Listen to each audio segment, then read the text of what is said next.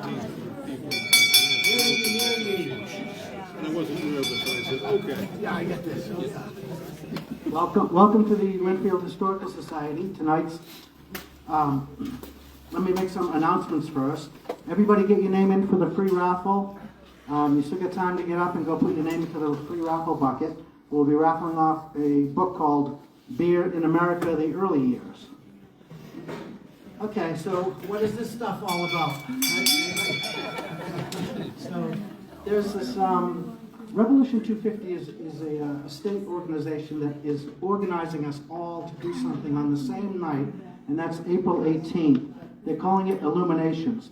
And what they want is people to go to some sacred place in their town and honor, do a graveside vigil, which is what we're going to do here on April 18th. We're going to gather upstairs in the chapel, walk across to the common, and we're going to have people hold these lanterns, and we're going to read off all the names of the soldiers who were buried there in the center cemetery over there.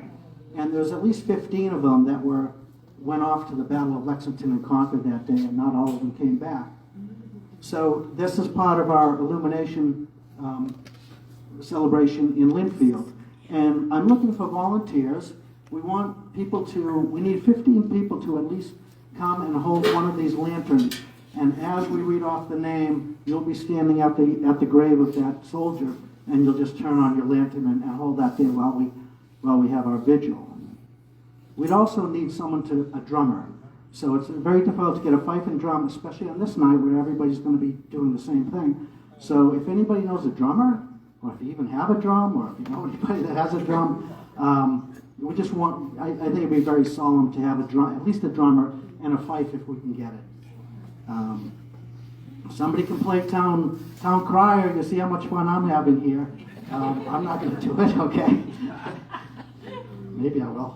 Well, you are the town crier.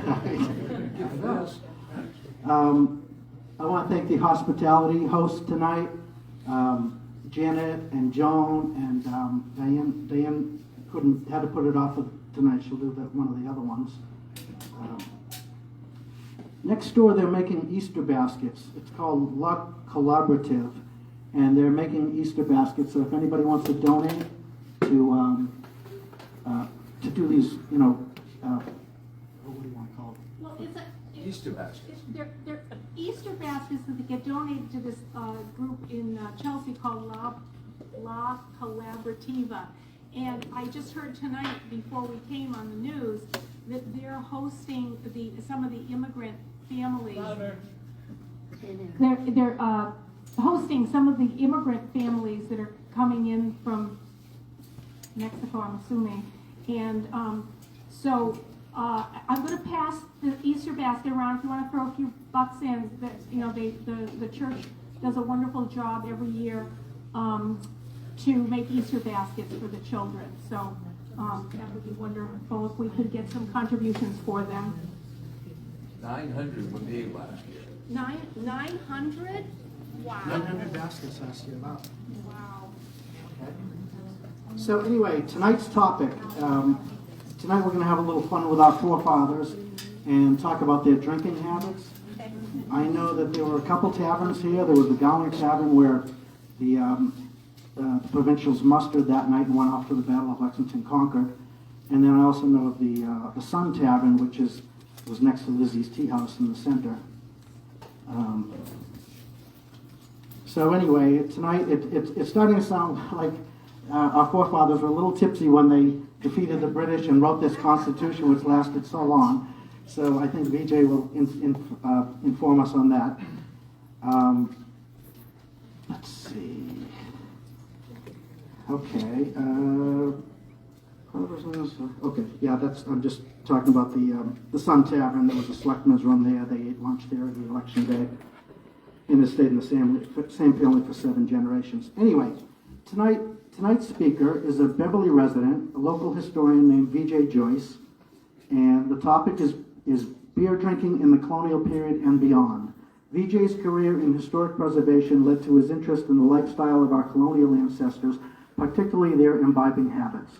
Through his research, Vijay had learned that alcohol consumption in early America was rampant, and that beer was much safer than drinking water. I've taken several of Vijay's tours around Salem, and he's just the best. I recommend taking his tour of the Daniels house, where you'll find many anti-witchcraft markings above the fireplace. Please welcome tonight's speaker, Vijay Joyce.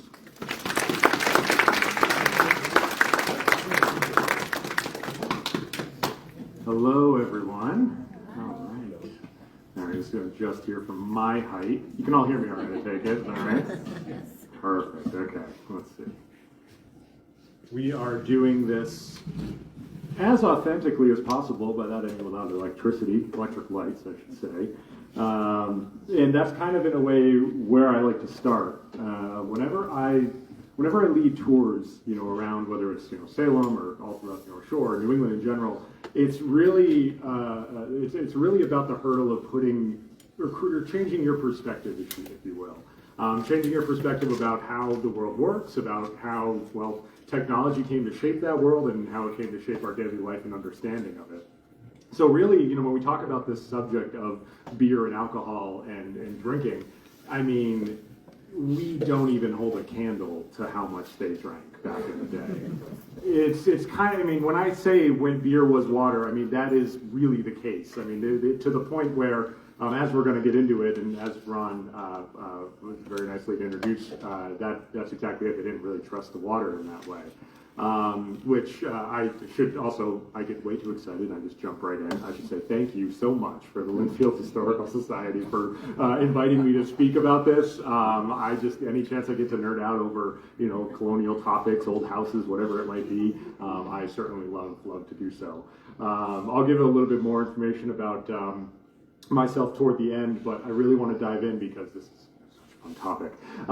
If you are wanting to stick into some era of, or some idea of sort of that colonial era drinking habit, you should all have had about 5-ish beers at this point. So just to keep that in mind as we go through here. So yes, Ron, if you wouldn't mind, right in the first slide there. Thank you so much. Perfect. So what we have up here is the very beginning, if you will. When we talk about sort of the beginning of the foundations of New England, we have to talk about, of course, the Mayflower and the passage over. Especially because it has everything to do, or a lot to do, I should say, as to where and why they landed is really because of this beer and alcohol. So for one, the reason is that the Pilgrims, when they left on the Mayflower, this was actually supposed to be one of 2 ships that they took. They had to turn around pretty quickly because that second ship ended up leaking so badly, and which then they all piled onto the Mayflower, about 104 of those passengers, and they would sail all the way over here. Now, about changing that perspective, we are very lucky to live today with things like, sealed bottles and, metal casks and, say, for example, plastic and whatnot. Back in the day, to hold any substance whatsoever, it was generally in wooden barrels. And so if we consider this ship the Mayflower, it was in and of itself an old ship. It was not a new one by any means. It used to carry wine casks from England to Spain. It was called a sweet ship, as it was known. And, it would leak very often and whatnot. And if you imagine you have these wooden barrels full of all of their provisions, especially, specifically, say, their drinking water. This leaky ship over the crossing of the Atlantic gets battered by all these storms, and what happens is all this water gets on board, and what does that seawater do but then seep into the wooden barrels and then turn all of that drinking water that they were to rely upon brackish. Essentially, it's like this salty, fresh water. It's not good to drink. It started to grow, like algae and things of this sort. So it was not something that they ultimately had to rely upon, which is why they had to very quickly turn toward their beer stores. And that's exactly what they started to get into. They started to ultimately have to abandon their barrels of fresh water and drink beer for the 2-month-long journey, essentially across the 3,000-mile voyage on this suspect ship in this way. And so when they eventually reached where they had thought was to be their intended landing spot, they turned out that was not the case. They were intending to land at the mouth of the Hudson River, what is now New York City. They, of course, get thrown off course by the lateness of the season as when they leave England, because again they have to turn back to that second ship. And when they arrive, they realize that they are way further north than they expect, but it's December. And so they are coming here in order to be able to create sort of a life for them, and that means planting, that means growing crops, and you can't necessarily do all that much in December. And so what they end up doing is trying to seek out a suitable landing spot. They go along sort of the hook of Cape Cod.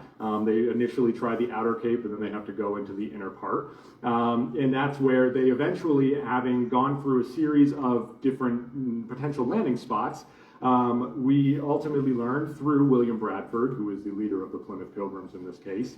If you switch to the next slide, he ultimately would state that so badly were their victuals or their supplies being much spent, they had to essentially, because they were so well out of beer, they had to land where they chose, which was eventually what turned out to be Plymouth.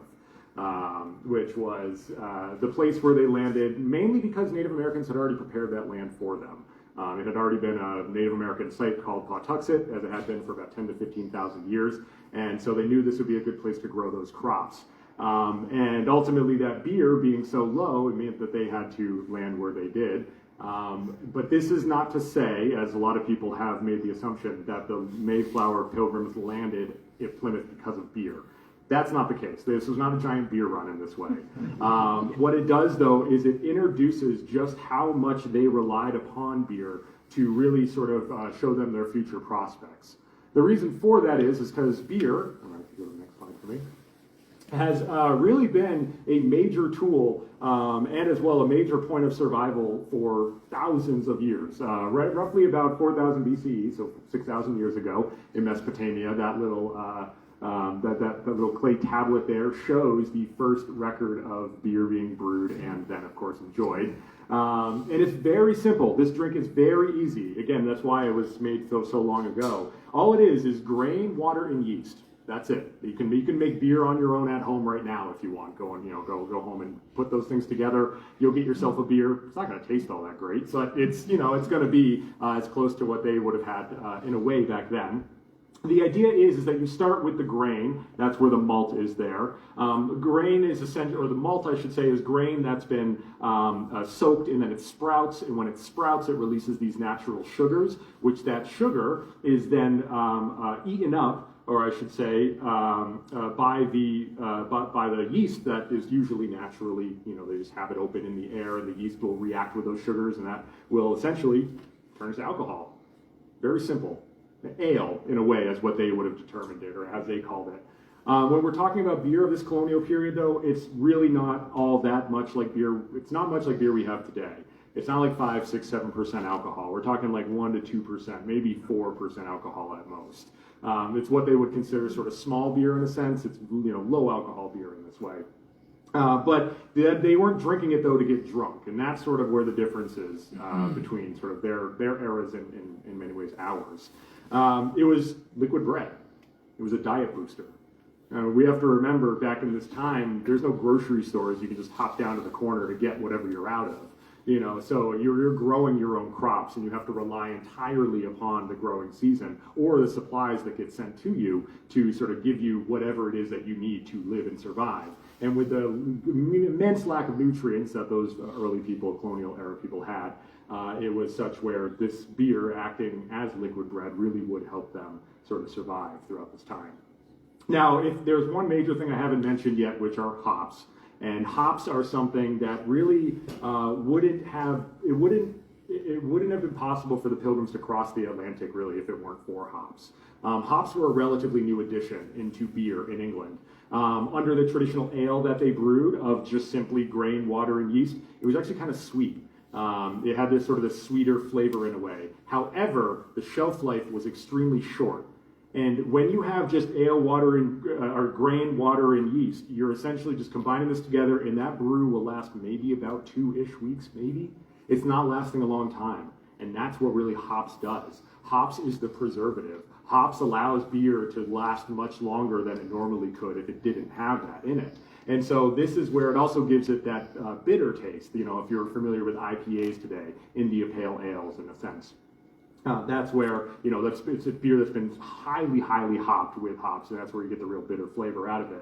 But this is what ultimately made beer possible to traverse long distances. IPA, the reason it is called India Pale Ale is because the British, the British, when they had their colonies out in India, they would need to ensure that the beer that they send over to their colonizers, in this sense, was fresh when it arrived to them, and it wasn't spoiled and it wasn't stale. So what they did is they brewed beer, they just threw a ton of hops into it, much more than they ever would have normally, and it would last the journey. That beer would last that multi-month journey in order to take it its way over to India. So now we get the India Pale Ale off of that, and we drink it at its initial state where it's very hoppy, and that's kind of what has become very popular today in this way. If you ask me personally, there's been a little bit of an overabundance of IPAs, and I'm excited to get away from those. Get more to like the brown, the reds. I like those. Yeah, exactly. That's what's up. And that is the beers that they would be more familiar with, are those sort of darker beers in this way. Mainly because of the malts. You have to dry the malt sometimes, or roast it in a case, which also helps to impart some flavor into the beer as well. That's where you get the dark beers. So it's really hops that allow for the longevity of this beer to be produced, and as well also continue to sustain people literally throughout the earliest days here. It's interesting. I have this picture of Cooperstown, New York, of the hop pickers there, because by 1880 in upstate New York, around Cooperstown, that county of Cooperstown, of which it's included, produced 80% of the hops in the entire country. So you still go up there, they'll have hop farms up there and whatnot. It's really incredible, and some really good breweries up there as well. Now the problem though is that when they arrive over here, hops, they're not doing all that well. Hops aren't growing all that well here in this way. They find some natural hops, naturally growing hops out in the forest, but they're not ever enough quantity to ever give them the amount of beer that they really need to sort of sustain themselves. So that's where we get, if you like, in the wintertime, spruce beers. Or, say, for example, beers that are brewed with very, odd ingredients in a way. Today, people are starting to experiment with it because, it's fun to, and there's all these new different styles they can create off of it. But back in the day, it was just, you used whatever you had available. And when hops were not available, that's when we actually start to get pumpkin beers. They would brew beer with pumpkin in place of hops in the colonial era. It would not be like our shipyard pumpkin head beer. It's not that. You're not going to get a cinnamon rim or anything like that. It's not sweet. It's actually, if anything, the reports are that it's very bitter. It's not a sweet beer as we're used to it. But they would also use things like spruce tree tips. You see that spruce tip beer every now and then. They'll put that in IPAs occasionally. Squashes, they'll use that as well, and molasses even, or sometimes even sassafras. It's whatever they could use as a way to produce the sugar that would allow for the alcohol to expand. Now, this is also in line with the lack of that there's a lot of the shortage of the grain too early on in these early days, which is ultimately though where we start to see just how strongly drinking starts to play a role in people's daily life now that we sort of have at least a small understanding of the daily drinking habits in a sense, especially of how beer is brewed and how often it's kept. It's kept literally in your kitchens. It was not major breweries back in the day. It was actually women's work. Brewing was done by the women. We only think breweries are really by men because of the late 1800s and the industrial age when you have industrial brewing. But before that time, it was all done in the kitchen. It was just part of the kitchen work in this way. You need to have a lot of it. You need to have it on hand, and that tankard right there is about 10 inches tall. It came over likely potentially on the Mayflower. It's within the Pilgrim Hall Museum today, and it's Peter Brown's tankard. It's a big thing, massive thing. It's made like a barrel. Really interesting, but imagine that, 7 of those per day, roughly. We're going the next one, Ron. Thank you. So how drinking plays a role in the early settlements, it goes all the way back to the beginning. I've called out Salem because it's really off of Gloucester that we get sort of the first inklings very early on of just how much alcohol played a role. In this case, when Gloucester gets founded in 1623, ultimately they had sent over a few people to help out in this, settlement journey. One of them, the master, a man named Baker, as he says here, proved a very drunken beast, and did nothing but drink and guzzle and consume away the time and victuals, And most of his company followed his example. That is written by William Bradford of Plymouth Plantation in the 1630s, describing just how poor the early settlements, especially outside of Plymouth, especially as Cape Ann through Gloucester in 1623 ended up being the next permanent settlement, or attempted to be. We start to see how much alcohol really was played a huge role within that founding. Because it is off of the failure of that man Baker that we then have Roger Conant coming up. Roger Conant would ultimately arrive up from Nantasket, or ultimately first stopping at Plymouth and Nantasket, and then going up to Gloucester, trying to just get a handle on these people. You know, just get them in line. Make sure they're not drinking all day long, just doing the job of settling a settlement. But eventually, that actually failed. He wasn't able to wrangle them all together, and what ended up happening is that Roger Conant decided to stick it out and stay here, but the rest of the people, those that did not want to follow his example, they went down to Virginia, or back to England. They said, we're not sticking it out in this area. This area is freezing cold. It is absolutely terrible, this weather, and there is not enough alcohol in the world to get us through it. So ultimately, we're going down to Virginia where they have tobacco, or we're going back to England where there's creature comforts. So that's where ultimately we get Roger Conant and his company leading the company down to found what is now Salem, a little bit shortly after. You can go next. Thank you.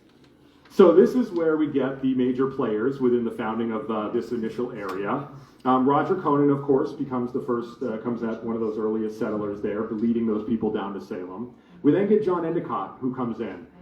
He brings the first shipment of hops to New England. It is suddenly these people are now able to brew the beer that they had been used to, that could also last a long time, so they don't have to continually be brewing this beer. You know, because everything back then takes so much effort to do anything. And so this is where, when you're brewing beer, you know, and as well alongside cooking, looking after the kids, as well tending the fields, making sure that, you know, you have enough water, or if nothing else, your, as we'll get to in a sec, or food, as you'll have. I mean, so there's a lot of effort to do everything back then. And we're very lucky to live when we do today, where we have things like running water. I love running water. Imagine, you know, getting hot water back in the day versus now. Back in the day, it means going to your well. That means pulling up that water out of that well. That means then bringing it into your house as it's cold, exactly, as it's sitting in the ground. You bring it into your house. You have to, if you don't already have a fire lit, you then have to light that fire and then put that water over that fire, let it warm up, and then you got warm water. Nowadays, turn it on. Less than half a second, you get hot water coming out. And so that's just the aspect of getting hot water. Now apply that to everything else. There are no dishwashers, vacuum cleaners, you know, washing machines. Everything that we love to make our life so relatively convenient doesn't exist for these people. So hops, which allows for beer to just last a little bit longer than it normally could, oh, you're going to take that time-saving device any day. We do that today, all the time. That's new technology, really. And then, after John Endicott comes in, who was ultimately able to give these people the first amount of beer, or the actual substantial amount of beer they're able to brew, because again, the wild hops is not enough in the forest, we then get John Winthrop coming in, who will bring on the Arbella 10,000 gallons of beer and 7,700 gallons of malt, ready, beer, grain that is already prepared for brewing. And so this arrival really marked the start of enough provisions to really allow for a lot of these early settlements to thrive, and especially with that beer. Now, why so the beer specifically? Because the water, I was afraid of this, it seemed to get cut off. That's okay, I'm going to read it to you. The water was something that they absolutely feared. The water is something they feared mainly because of the plagues that were going on over in England at this time. You know, there's no sewer systems like we have them today in a way. You know, there's no indoor plumbing in this way. So what would happen is that more often than not, people would drink water and they might get sick. This is how a lot of diseases were able to flow through. But we know what germ theory is.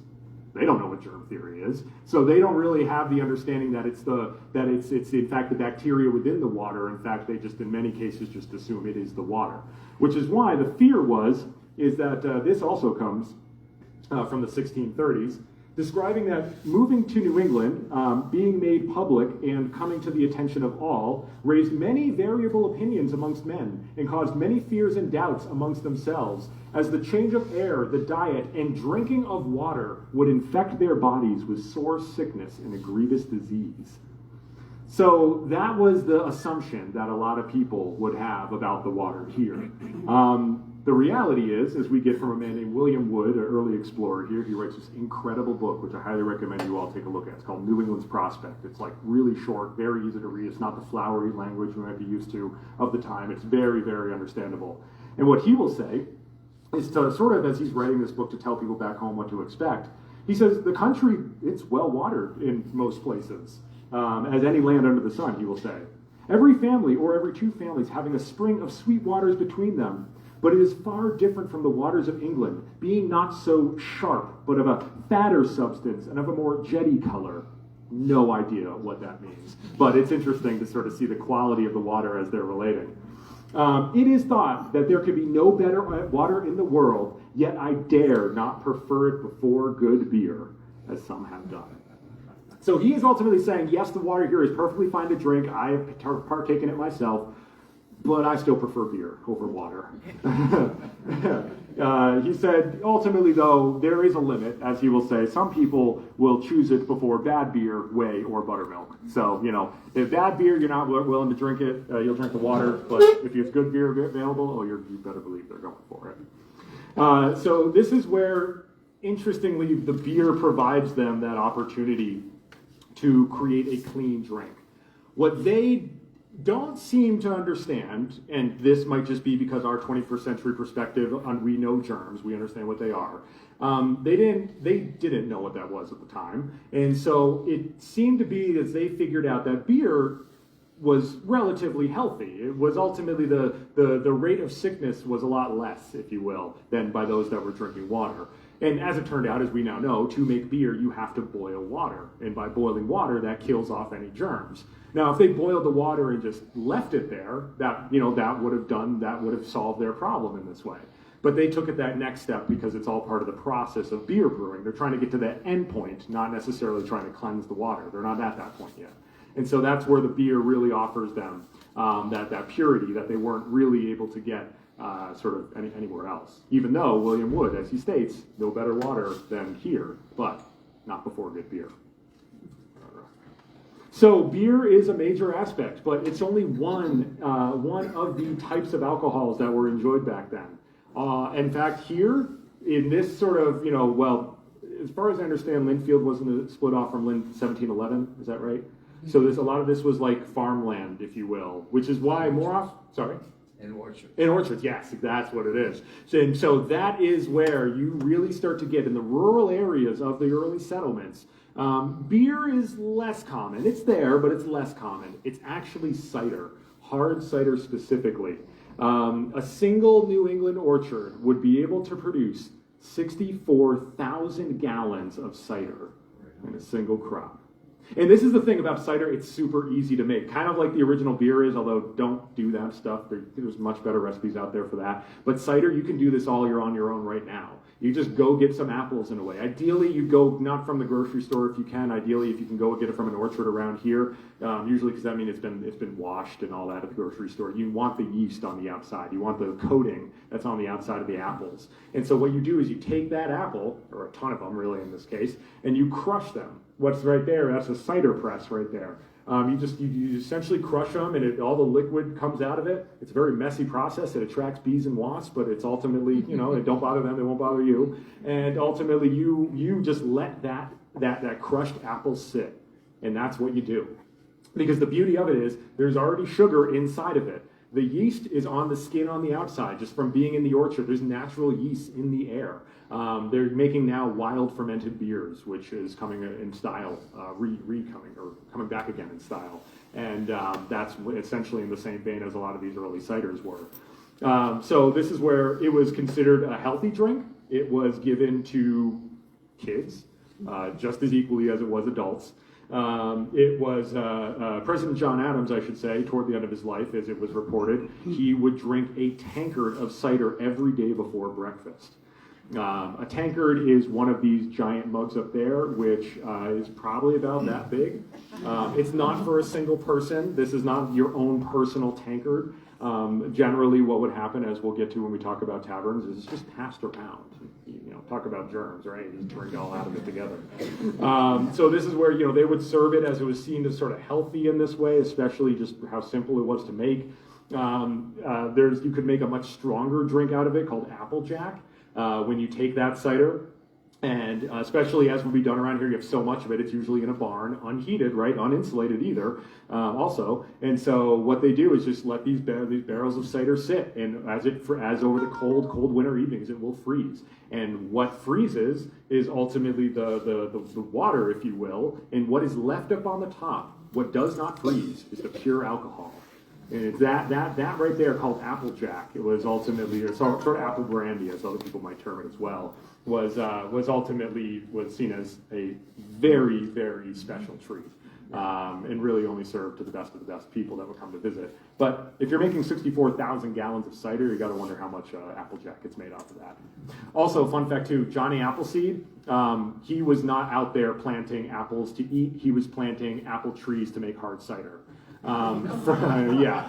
So the Ohio River Valley was being planted by apple trees, not for eating, or even specifically for drinking, because it will take an apple tree, if you will, roughly from seed to bearing not just fruit, not fruit that is actually, though, edible to where it tastes good, not crab apples. It takes 10 years to get to that point. So within that 10 years, roughly, you're making cider through and through and through. It's with the pippins, or the small, like, sour apples in a sense, before they actually get to the real apples that we love to enjoy now today. And so this is where what we are able to have is the hard ciders of the time are not sweet either. Kind of like those pumpkin beers, they were not sweet like our pumpkin beers. Cider of the time is dry. It's almost like a champagne. If you go to any of the cider places around, the closest one I know is Far From the Tree. They do one called Massachusetts, which is off of Macintosh apples, and it's pretty dry. And you can get some, I think in Sherborne, they do a cider called the Stormalong. They have a cidery there as well. They make one called Legendary Dry, which is just exactly that. It's just straight up apples pressed, and it's very dry like champagne. But that's what they would enjoy back then. The reason I'm mentioning this is because you can still get this stuff today. And so, you know, it's able to sort of, you know, live the best of both worlds in that sense. Yeah, you want to go ahead? Wine. Wine was also an attempt that they would try to produce here. It was not really for everyone, of course. Not because it was not because of the taste. It was just the availability. It was really only for the upper classes of people in Europe, those who could afford really the wine, and then especially it was really only reserved for the upper classes here because you had to import it over from Europe. You'd get a few different varieties, usually coming out of France and Spain. Spain specifically, what's called sack. Sack is a very common type of wine in a way. You get white, just white wine, just white wine. They get claret, muscadel, and elegant as well, which comes out of there too. You get wine products like brandy, which is distilled wine in this way, port, which is fortified wine, and then that's where you get, say, Madeira too, off of. Madeira, which was a favorite, in fact, probably the most favorite drink of George Washington. He loved Madeira. In fact, it is likely after, you know, any of the major, whether it's the Constitution, Declaration of Independence, they almost certainly celebrated with Madeira or port potentially, because that was seen as the choice drink there. And being as we have such a huge Portuguese population here in the northeast of Massachusetts, Madeira is a Portuguese island, and as well, port comes from Portugal as well, the city of Porto. So that trade relationship goes pretty far back, and especially with the alcohol.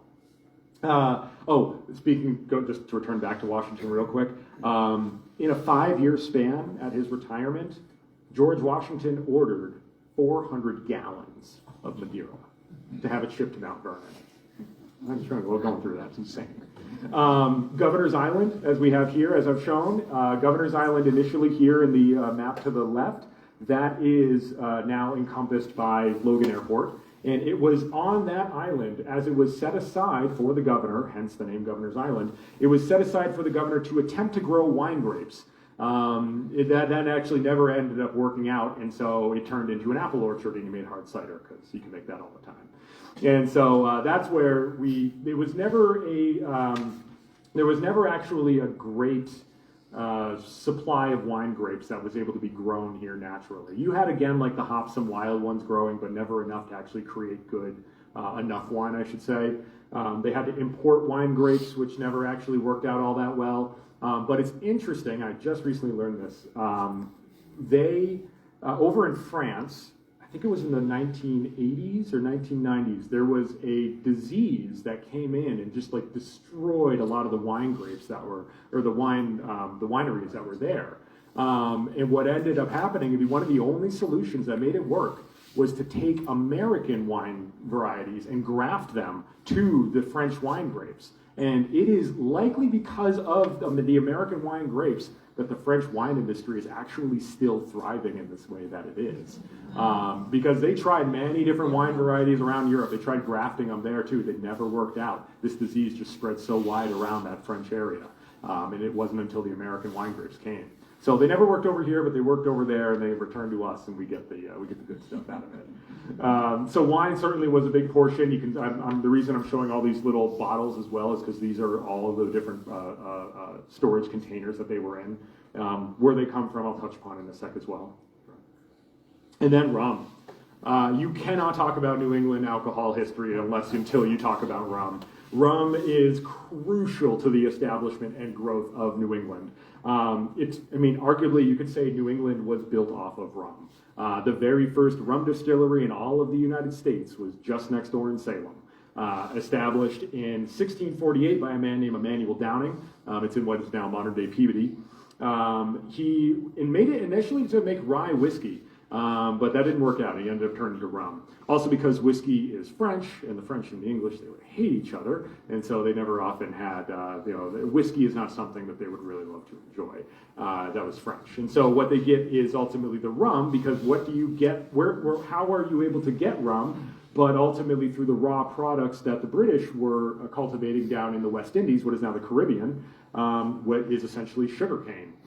And so what happens down there is that you get on these sugar plantations, which I will mention are enslaved run. This was entirely, these islands, as you might be able to see, were ultimately essentially being fed by the African slave trade to run those distiller factories, really, the sugar plantations. And the United States, being also a British port, right, a British colony, was forced to take that, and as well, they willingly took, they made a lot of money off of it, took the sugar, and as well the byproduct of that sugar-making process, which is molasses, and not wanting to waste anything and wanting to use it all and make as much money off it as possible, they took that byproduct of sugar, molasses, brought it up here, and distilled it into rum. And so the colonies here, specifically by the middle of the 18th century, I should say, Massachusetts alone had 63 distilleries that annually, every single year, produced 700,000 gallons of rum. This is, I should also point out, like the beer and like the cider, this is not like spiced rum. Don't think of Captain Morgan. This is white rum.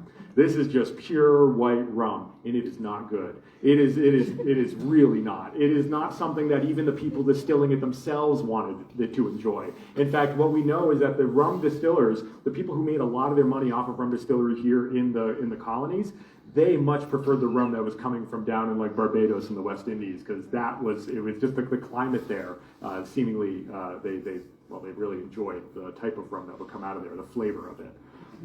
And so this is where, by 1770, to take the whole colonies as a perspective, there are more than 140 rum distilleries making 4.8 million gallons of rum per year.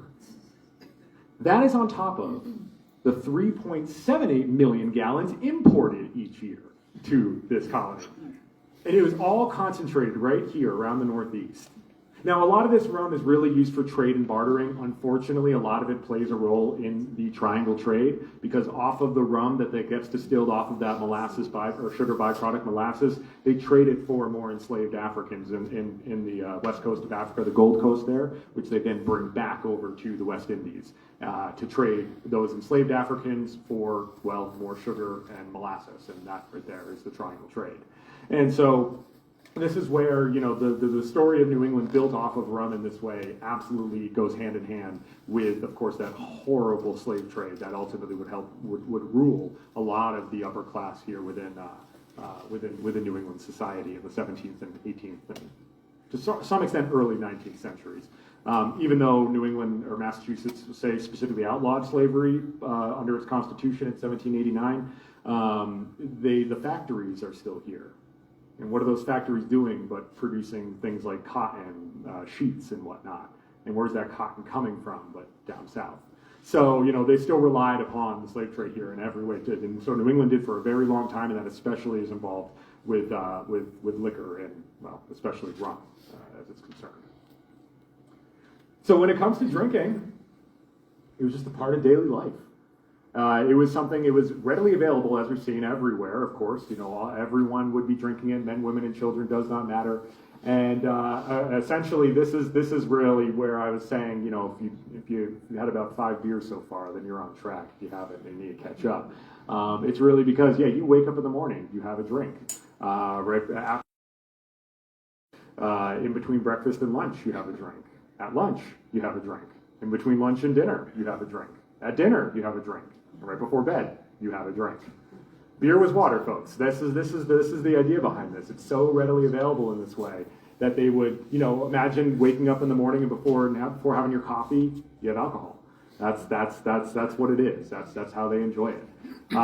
In fact, if you so love coffee and whatnot today, that's actually what brought us into this modern world, away from that world of alcohol and instead into the caffeinated one we live in now. And in fact, there's an element of social science that has been started to be investigated, where the theory out there now is that it's likely through the advent of caffeinated drinks like coffee and tea that people no longer are drinking alcohol all day long. And they're not down and depressed and slow and sluggish, as you might imagine you are under alcohol. Now with coffee and tea, you're alert and you're awake and you're more clear-headed in this way. And when does that really start to happen? But around the mid-1700s, when people now are starting to get a little bit more clear-headed and able to gather together in these new coffee shops and whatnot, and they start to have these grand ideas like, maybe we don't need to be ruled by a king anymore. You know, so this is really where we start to see the advent of the Age of Enlightenment, the Age of Reason starting to come around as alcohol takes a back seat to the major drinks of the age with caffeine. And of course, I don't have to tell you today, I mean, caffeine is everywhere. There's a coffee shop in every corner. So this is where it's suddenly immediately taken over what used to be, which was alcohol constantly. Go to the next one. So what we have here is ultimately, to speak to that culture of drinking all day long, you generally had to, you needed to have a society that was able to support it. And that's where taverns come into play. Taverns were pretty much they were absolutely crucial to every settlement. One of the first buildings that gets built within early settlements, if it's not a distillery or say a fishery, it's a tavern. Because taverns are everything. Taverns are not just bars like we think of them now. Taverns would ultimately be a part of daily life for everyone, in the sense that it was the meeting place for people. It was where you got your daily news. It was where you caught up on the gossip of the day. You know, this is where everyone would come together and ultimately just, gather together, relax, and talk of what was on their minds. Maybe revolution. And that was sort of the idea behind these taverns. Now, what I've pointed out here is the Three Crane Tavern. It was located in Charlestown. This was actually likely the building the tavern that was established by John Winthrop when he landed in Charlestown before moving over to Boston in 1630. And so when John Winthrop moves to what is now Charlestown, he ultimately has a house disassembled, from up in Salem area, brought down to Charlestown, to create the Three Cranes Tavern, which might be, as the images we have up here, what it might have looked like. And the most recently, I want to say within the past 30 years or so, the Mass Historic Commission did an archaeological dig of the site, and what they found were a lot of sort of the everyday objects that represent sort of daily life within a tavern. All those containers, all those glasses, all those cups I've showed you for the beer, the wine, and the cider, all of that came from this Three Cranes Tavern dig. We have the pipe stems here, of course, and the pipe bowls, of course. Smoking tobacco was part of people's daily life. You have that instrument there, which is known as a jaw harp, and that was ultimately something where music is able to be it was part of the drinking tavern culture, just as it is today. When we go to bars, we have live music, and then of course you have thimbles and whatnot, because what would often happen is people might get together and have sewing parties or repair parties or whatnot in these taverns, if not in their own homes. And so it's just to say, through these few objects, that daily life outside of just pleasure through drinking was run through these taverns. They were everything to people here. And so this is where every town would have had, well, at least one. You go on to the next one, Ron. And what we have here is the Buckman Tavern. Speaking of revolution, this is in the meeting place of Lexington Minutemen at the start of the Revolution. This is where in this tavern room, as they have it restored, that is where they would have ultimately met up, the Minutemen, but as they're hearing about the British as they're gathering on the common. And it makes you think, just a little bit, and this is just from my own perspective, my own speculation that I love to think about. If you imagine, because it's around 3 a.m. at which these people are gathering within this tavern, as they've been there for most of the day, it seems. They're gathering around 3 or 4 in the morning is when the British start to arrive. And what do you think they're doing that whole time in this tavern? Yeah. Because, think about putting it in their perspective, right? You have just heard that a battalion, if you will, of British soldiers from the greatest it's the greatest empire in the world at that time, is marching up right to your town. And you are the people, the Minutemen, those that are sitting there. You are the ones that volunteered in order to fight these British. And it's just a ragtag group of people who might have, arms. That's the beauty of the Revolution when it came to this. These weren't trained militia people by any means. They were just people who were generally farmers and whatnot. And so what do you think it is that they're doing to calm their nerves as they're waiting for these British to arrive? They are drinking within this tavern. They're talking. They're ultimately likely getting ready for this. Again, we don't know for sure, hence why I said this is my own thing to think about. I love thinking about this idea. We don't know how drunk they were, if they were at all. But at least for me, it gives me this cool little perspective to think that the shot heard around the world happened right outside these doors. Maybe they're all lined up facing each other, guns pointed, and someone might have had a little too much to drink, pulled the trigger a little too early, kicked off the revolution. Maybe. Something to think about, though. So it's interesting that, how much a role alcohol plays in their lives once we understand and know how much it was used just to live. Again, like as it was, like water. The culture around taverns is very interesting too, because it's kind of also acting as like a restaurant, where like today you're able to go into a restaurant and order what you want type of thing. It acted as a restaurant in the sense that you could get food from there, but you don't get a choice of what you get. You go in, you pop yourself down on one of the shared tables in a way, and you put down some money, and the person running the tavern brings you whatever it is they have stewing over the fireplace. And that's it really, and it's entirely whatever's fresh, whatever's on hand, which is sounds great, but there's no refrigeration back then. There's no FDA. Who's to say what comes to you isn't rotten or anything like that, right? So again, this is where I say this a lot of my tours. We're very lucky to live when we do, and this is one of the many reasons as to why in this way. Also, there's no spices, right? Salt, pepper. Salt, maybe, pepper, not quite yet in this way, not in the major way. So, it's just preserved salted food that you're getting. It's usually been stewed for hours, if not days, in a way.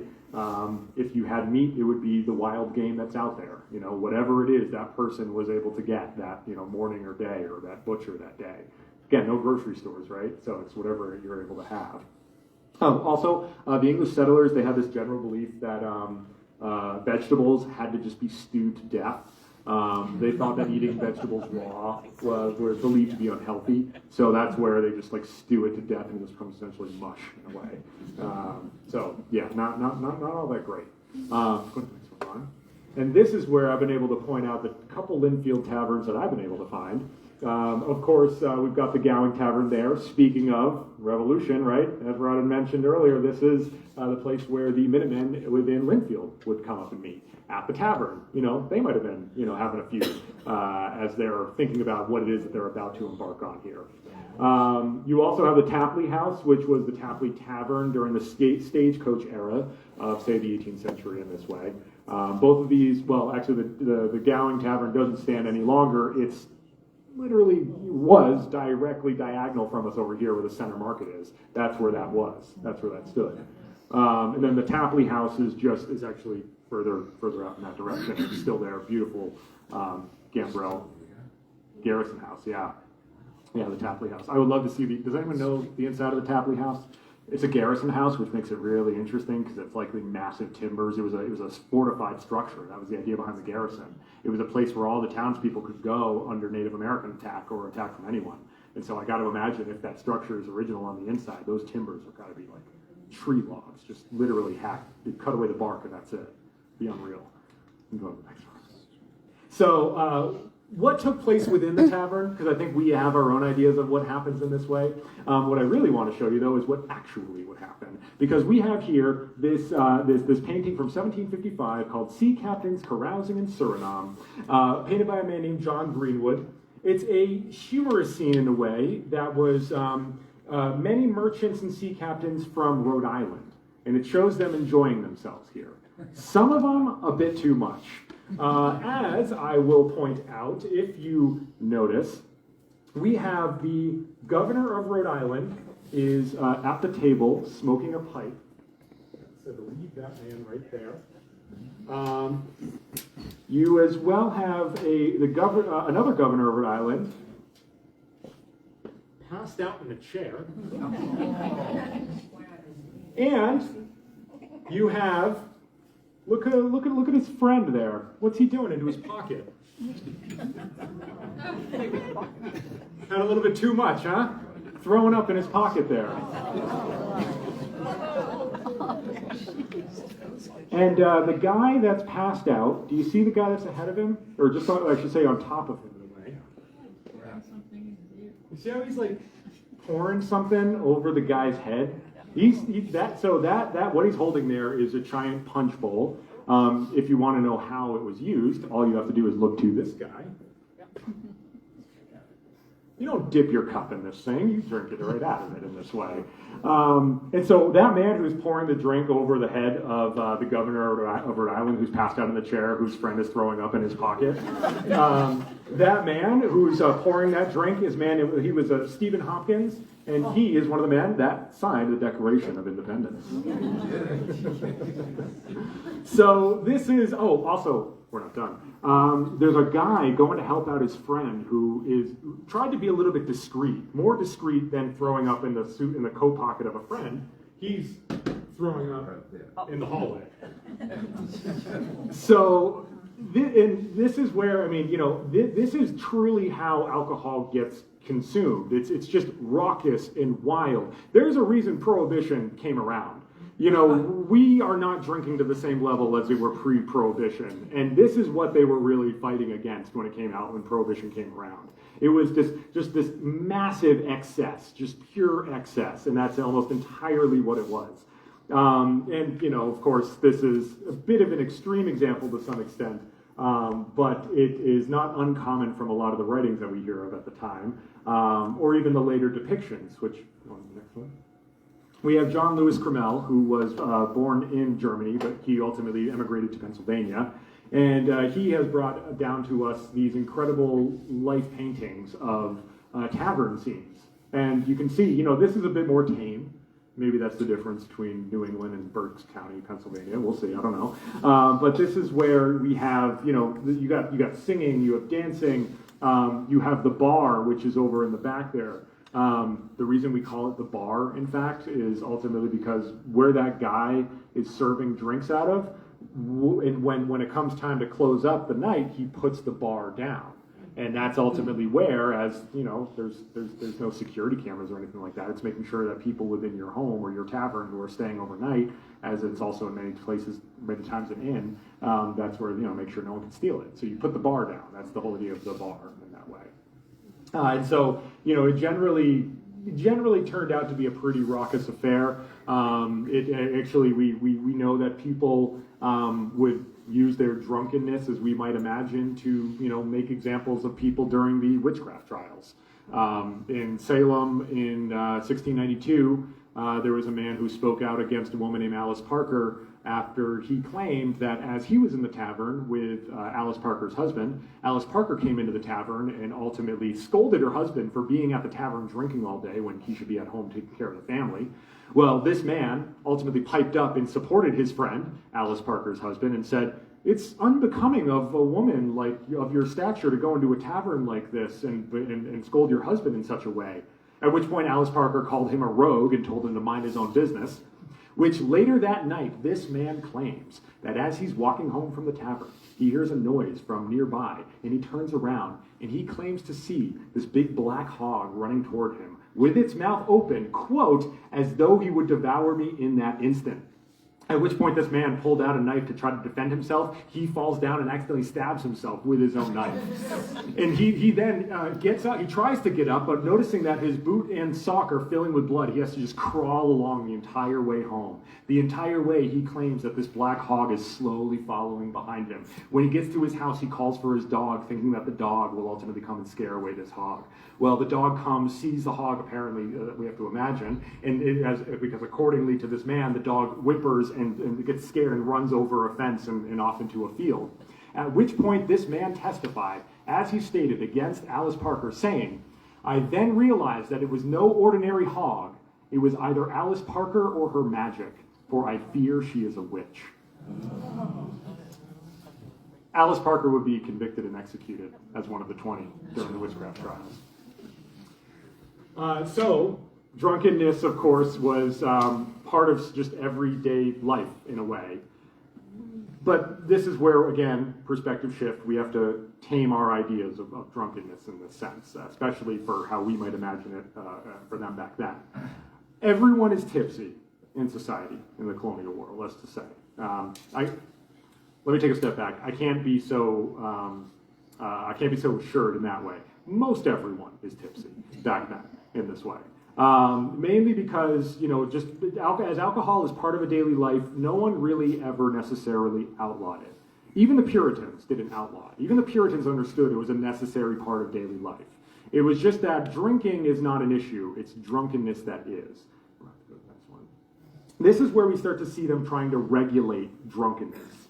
And so if you wanted to know what the definition of drunkenness was, as laid down in 1623 under the first laws of the colony of New Plymouth, drunkenness is understood as a person that either lisps or falters in his speech by reason of much drink, or that staggers in his going, or vomits by reason of excessive drinking, or cannot follow his calling, or can't do its job, really, in a way, is ultimately what that says. Now, if you were found to be drunk in this way, the person or persons that shall be found guilty in these or any of them shall, for the first default, first offense, pay 5 shillings for a fine to the country, about $50-ish today or so. For 10 shillings, 10 shillings for a second offense, and for a third time, he shall be found faulty to be bound to the good behavior, and if he cannot or will not, they will then pay the fines and be set in the stocks. Which means, if we go to the next one, we have the stocks, which are where your feet are tied up, right here. That's different from the pillory. The pillory is where your arms and your head go through. Many people kind of combine the two, but they're very different in this way. And so these are the punishments that we brought down around alcoholism, especially when it came to being drunk. You've heard of the Scarlet Letter, Nathaniel Hawthorne's story. Something that has come up through my research is that it's likely that Nathaniel Hawthorne might have been inspired by the example of Robert Cole, who in 1633 in Boston was fined for drinking and was ordered to stand with a white sheet of paper on his back wherein drunkard shall be written in great letters, and to stand there as long as the court says, for abusing himself shamefully with drink. Now that didn't seem to do anything, because the next year it says that Robert Cole is come before the committee for drunkenness again, and shall be disenfranchised, wear around his neck and hang upon the outside of his clothes a D made of red cloth, set upon white cloth for a year.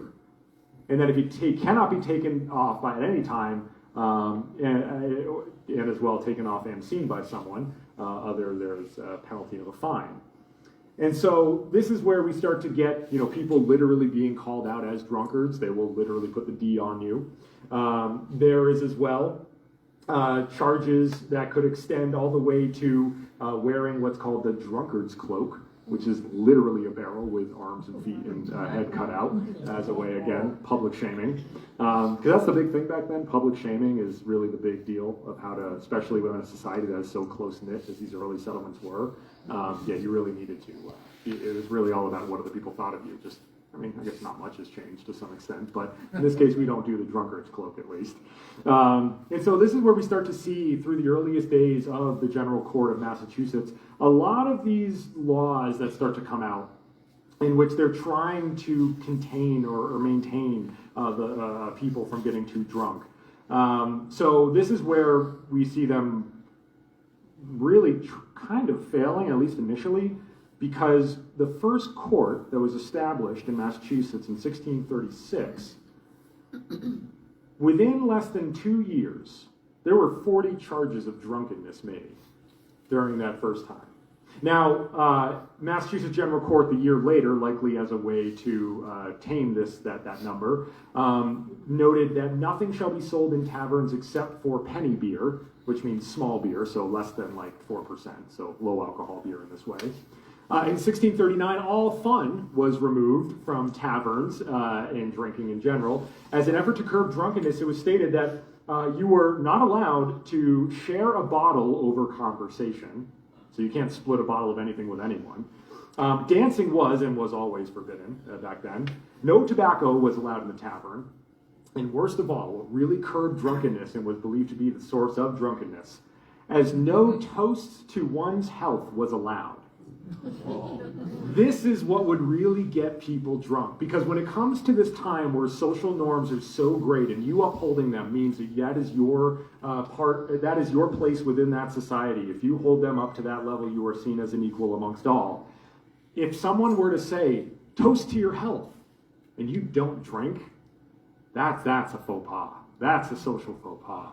So what often would happen is when someone enters in a tavern, they might say, drink to the health of the king. And everyone in the tavern, of course, not wanting to see, going against the king, would have to take a drink. And so toasting to one's health was ultimately so great of a reason that for the cause of drunkenness, that it was ultimately fined about 12 pence back in the day, about $9 today for every time you did it. So every time you say cheers, right, that would be an example of a time in which you would be fined for it. One of the greatest ones was that in 1670, a law was passed to have the names of those that were found to be frequently drunk. They're posted in every tavern within sort of the jurisdiction of the area. That law would last until about 1820. So for 150 years, if you were seen to be a repeat drunk, your name essentially be like a do not admit. Do not allow this person into the tavern. That would be up on all of the places. Also, what would frequently happen is that the taverns early on were set up almost in front of the minister's house, so that whenever the outsiders would come in, people who are not from the area, if they go in, or if even the locals went in, the minister could keep an eye on them. Are they in there for a bit too long? Because if they were, literally the minister had every right to go in and drag that person out. And they did many, many times. But given the fact that these are laws on the books, we're also talking about the colonial period and enforcement. I mean, come on. It's pretty hard to enforce any of this stuff, really. Which is why most of this just got ignored and broken repeatedly. And, of course, it really started to lead to a lot of people noticing that, wow, us being so far away from the mother country of England, we can kind of get away with it a little bit over here. And that's where they start to slowly grow and slowly start to take a little bit more and more. And then, of course, Britain would start to tax a little bit more and more. And then that grumbling of not being able to do what they want over here, of course, would lead to the revolution in a major way. So, ultimately to say, if you all want to drink like a colonist, I cannot recommend legally that you all follow the structure of the day and drink 7 beers. But if you wanted to drink like a colonist, we have plenty of local breweries around us here, or cider distilleries, or even regular distilleries. I mean, the beauty of being here in New England, and especially being here in such a historic part of New England, the northeastern coast of Massachusetts, is that the fact that these old towns, they always had taverns. They always had breweries. You know, the local beer that you all drink, if you do go to and patron any of these breweries, or even the local ones from Boston, even for that matter, you are doing the same exact thing as the other residents of Lynnfield, Essex County did way back in the day when they went and got the only thing that they could, which was the local beer and alcohol and cider and rum and occasionally wine of the day. So this is where, if you wanted to, get creative, of course, try those weird styles that are out there. Because they did back then. They didn't know what happened. You threw pumpkins into beer, and, it turned out okay. And today, in the 21st century, we have a lot of real funky beers out there now. And that is just right in line with what they did back in the day, just trying to find these new drinks in the sense. If you wanted to make a quick little concoction, blackstrap, very easy. Just rum and molasses, very simple. Just mix those two together. There was a lot of pretty horrible drinks out there. Flip is certainly one. It's sort of cut off here, but it's that image of that tankard with that going into it. It's called a flip dog in a way. Literally what it is, it's brewed beer, home brewed beer, sweetened with sugar, molasses, maybe dried pumpkin, it flavored with a liberal dash of rum. They got real liberal with it. It was stirred in a great mug or pitcher with a red hot poker, as that would. At which point the liquor would foam and give it like a burnt bitter flavor in this way. I tried it once at home. It tastes like dirt. Don't do it. It's gross. Maybe I did it wrong, but if you want to really try it the real way, in a way, every now and then Notch Brewery will do an afternoon or an evening where they go around with a modern version of a flip dog and ultimately will plunge it into your beer, and it will help caramelize those flavors and almost exactly as they would do back then. That one is much better. So do that one. Don't do it at home. It's not great. But this is all to say, they got really creative with their drinks just as we get creative with ours. We are still, following in that same vein, whether we are citizens of this area and, of course, drinking the local brews of the time. That is just following in their footsteps. And the beauty of us being all here is that,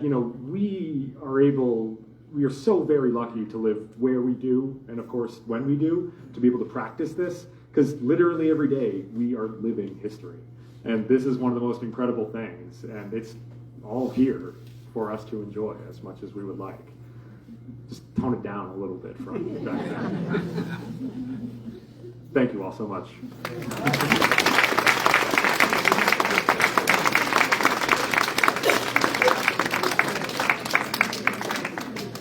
Yeah, we're going to do the raffle right now. So, Vijay, would you stay there for a minute? Of course. There we go. That was very well done. Thank you. Thank you. Appreciate that. If anybody has any questions, Yeah, any questions? think about them now. That's right. I know I'm going to have a baby before breakfast tomorrow. There we go. Lose my life. I think we're doing the raffle first? Yeah. So you'll pick the name for the raffle. Awesome. Yeah. Oh, yes. We'll get to questions in just a sec. Let's see. We have David Borkman? Bjorkman. Is it really? Oh, wow. Look at that. Thank you, David. Nice job. That's a great book. That's a really good one for early on history. Drinking in America is another good one. There's a woman named Salinger did Taverns in America, which is also a really good book. Okay, any questions for anybody?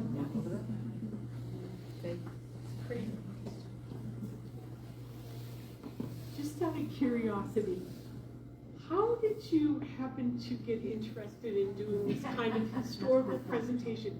because as we sat here, we were commenting about the passion and the joy you seem to have in doing your presentation. Thank you, I appreciate that. So, you're right, and actually, I should have mentioned too. This is the lecture version of the drinking tour that I give, called "When Beer Was Water."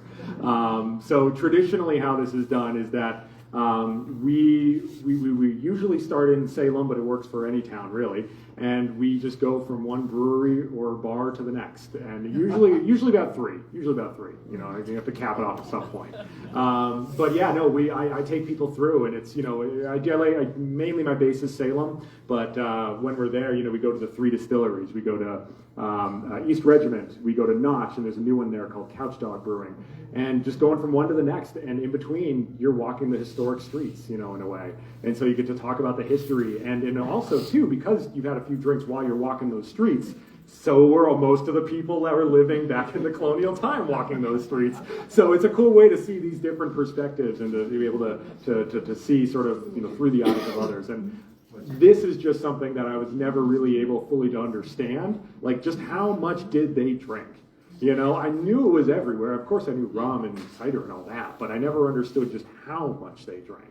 And that's just wild for the reality of what it was. I can kind of now see why Prohibition came around in the earnest way that it did, because it just the level of drinking just exceeded. It went up and up and up. Yeah.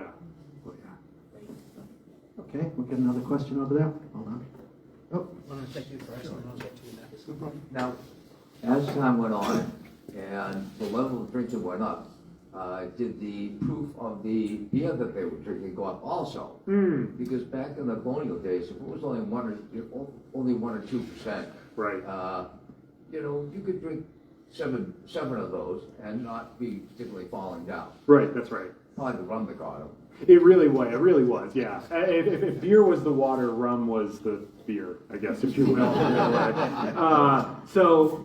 Yeah, no, you're right in that the alcohol percentage never really got any more than, say, 5%, which they would even call a strong ale. Now, when we talk about going up into the industrial brewing of the mid-1800s or so, that is still around like 4 to 5%. You start to get some special brews that would come out that are a bit more.